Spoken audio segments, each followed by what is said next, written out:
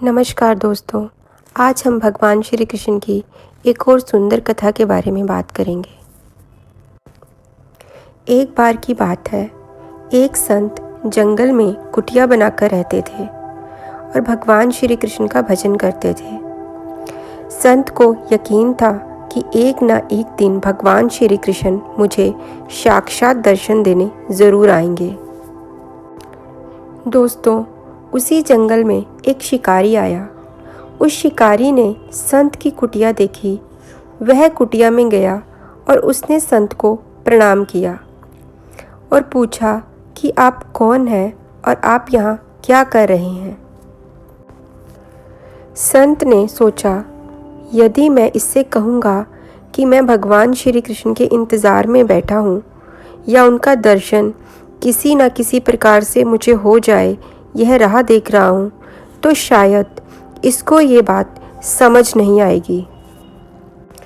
संत ने शिकारी से पूछा, भैया पहले आप बताओ कि आप कौन हो और यहाँ किस लिए आए हो। उस शिकारी ने कहा कि मैं एक शिकारी हूँ और यहाँ शिकार के लिए आया हूँ। संत ने तुरंत उसी की भाषा में कहा कि मैं भी एक शिकारी हूँ और अपने शिकार के लिए यहाँ आया हूँ। दोस्तों, तभी शिकारी ने संत जी से पूछा कि आप ये बताइए कि आपका शिकार दिखता कैसे है, आपके शिकार का नाम क्या है, हो सकता है कि मैं आपकी मदद कर दूं। दोस्तों, संत सोच में पड़ गए कि इसे अब मैं क्या बताऊं। फिर भी संत ने सोच समझकर कहा कि मुझे मेरे शिकार का नाम तो नहीं पता, पर वो दिखने में बहुत ही सुंदर है। सांवला सलोना है, उसके सिर पर मोर मुकुट है, हाथों में बांसुरी है। ऐसा कहकर संत जी रोने लगे। दोस्तों, यह सब बात सुनकर शिकारी बोला, बाबा आप रोते क्यों हो?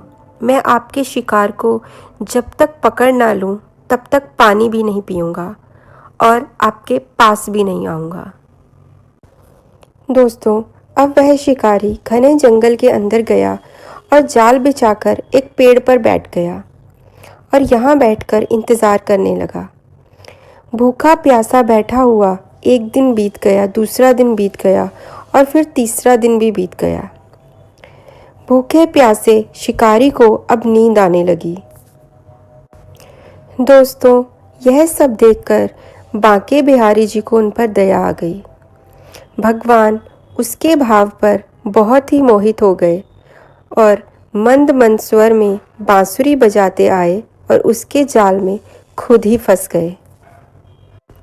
दोस्तों, जैसे ही शिकारी को फंसे हुए शिकार का अनुभव हुआ तो तुरंत ही उसकी नींद खुल गई और वह उस सांवरे भगवान को ध्यान से देखने लगा। जैसा कि संत ने बताया था, उनका रूप हूबहू वैसा ही था। अब शिकारी जोर जोर से चिल्लाने लगा, मिल गया, मुझे शिकार मिल गया।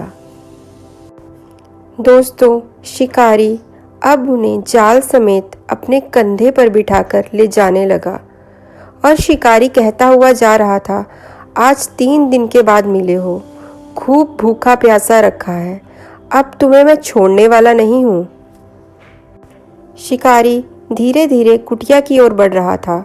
जैसे ही संत की कुटिया आई तो शिकारी ने आवाज़ लगाई, संत बाबा दरवाज़ा खोलो।